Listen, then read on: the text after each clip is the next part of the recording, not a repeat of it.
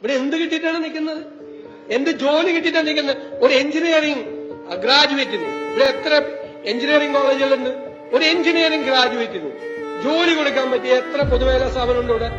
BTech പാസ്സായി വരുന്ന ഒരു കുട്ടിക്ക്, ഒരു മെക്കാനിക്കൽ എഞ്ചിനീയറിംഗ് പാസ്സായി വരുന്ന ഒരു കുട്ടിക്ക് ജോലി കൊടുക്കാൻ ഇപ്പോഴെങ്കിലും സർക്കാരിന്റെ ഭാഗത്തുനിന്ന് ഒരാളെങ്കിലും ഈ ഫാക്ട് പറഞ്ഞല്ലോ എന്നുള്ളതാണ്. ഓരോ വർഷവും കേരളത്തിൽ നിന്നും തമിഴ്നാട്ടിൽ നിന്നും കർണാടകയിൽ നിന്നും ആയിട്ട് എഞ്ചിനീയറിംഗ് ഗ്രാജുവേറ്റ്സ് ഏകദേശം 2 ലക്ഷം പേരാണ് ഓരോ വർഷവും പഠിച്ച് പുറത്തിറങ്ങുന്നത്. അതിൽ 80% ആൾക്കാരും എഡ്യൂക്കേഷൻ ലോൺ എടുത്തിട്ടാണ് പഠിക്കുന്നത്. ഓരോ ഗ്രാജുവേറ്റിനും 4 to 6 ലക്ഷം രൂപ ഫീസ് വരുന്നുണ്ട്. ഇൻട്രസ്റ്റ് റേറ്റ് ആണെങ്കിൽ 10 to 12% വരെ വരുന്നുണ്ട്.